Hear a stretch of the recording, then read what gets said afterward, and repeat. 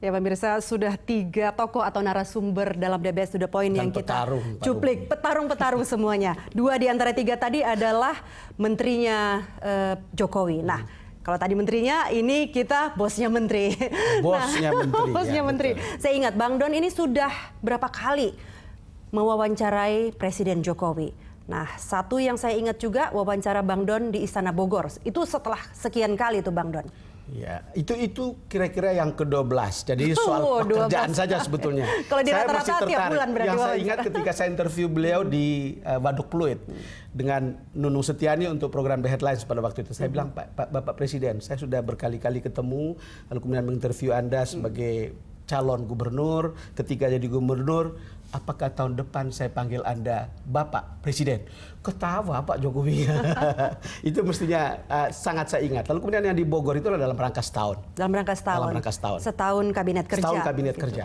Nah, pasti banyak sekali Bang Don ya yang diungkapkan atau ditanyakan oleh Bang Don pada wawancara itu. Kira-kira apa yang paling penting Bang, yang Bang Don highlight dalam wawancara? Pada waktu itu kan kita rapat di redaksi, lalu kemudian meminta 1 tahun kita interview presiden. Lalu kemudian di situ kita mau tahu kinerjanya, kemudian seperti semacam dengarlah progress report. Bagi saya publik perlu tahu itu. Tapi yang menarik pada saat yang sama adalah bahwa kabinet itu gaduh sekali. Saya betul-betul ingin tahu kalau pertanyaan ini saya sampaikan kepada Bapak Presiden, apakah reaksinya akan enak atau tidak enak, moodnya seperti apa. Tapi akhirnya saya tanya juga karena saya tidak mungkin. Saya bilang, Bapak Presiden, Anda menentukan misi kemudian dilaksanakan oleh menteri, tapi itu ada cerita kabinet ini agak gaduh. Lalu kemudian Presiden menjawab ternyata dan kemudian bilang bahwa itu ya gaya masing-masing. Saya berpikir pada waktu itu kenapa harus saya tanya? Nanti kan di Istana Bogor itu beberapa kali Presiden mendatangkan misalnya polisi dan KPK yang lagi gaduh juga diselesaikan di Bogor untuk kemudian kalian harus bekerja sama. Saya berpikir di Bogor juga pasti dia bilang menteri itu harus kerja. Menteri itu jangan sampai gaduh satu sama lain. Karena itu saya tanya. Saya pikir setelah interview itu mestinya tidak ada kegaduhan lagi. Ternyata Bang kamu lihat sampai akhir tahun. Masih gaduh. Apalagi sebagian adalah para petarung seperti Bang Don katakan. Cuman menarik Bapak Presiden mengatakan itu gaya masing-masing, lalu kemudian itu semua tetap di bawah kendali saya. Ya, Bang Don, kenapa pertanyaan itu saya sampaikan sore? Karena saya berpikir banyak kerja yang dilakukan, banyak proyek dilakukan, tetapi bisa tertutup karena kegaduhan-kegaduhan ini publik tidak tahu. Lalu kemudian menimbulkan pertanyaan soal capability manajerial gitu. Tapi Presiden sudah jawab seperti itu, jelas kan? Ya, ini merefresh lagi ingatan kita. Yes. Pemirsa, inilah cuplikan wawancara Presiden Jokowi di DBS To The Point. Bapak Presiden, ini ada beberapa kalau kita lihat perkembangan berita di media Indonesia ini soal kabinet. Ada yang mengatakannya bahwa kabinet ini agak gaduh. Gitu. Dulu Bapak Presiden mengatakan visi dan misi dari saya, dari Presiden. Para menteri laksanakan visi dan misi itu. Tapi apa yang terjadi di lapangan, saya lihat ada beberapa bagian dari kabinet ini agak gaduh atau berisik begitu. Bapak bagaimana melihat atau mendengar? Ya, sesuatu yang biasa itu dinamika orang per orang kan punya karakter sendiri-sendiri. Yang paling penting masih dalam kontrol saya. Yang paling penting masih melaksanakan visi yang saya berikan. Kemudian yang ketiga juga ya setiap menteri ini kan mempunyai gaya sendiri-sendiri. Ada yang gayanya keroncong, silahkan. Ada yang gayanya dangdut, ya silahkan. Ada jazz, ada dangdut. Ada yang gayanya rock, ya silahkan. Oh, memang ada karakter sendiri-sendiri. Kenapa harus saya atur-atur dengan semuanya harus rock? Kayak presidennya kan nggak seperti itu. Kan tidak harus seperti itu.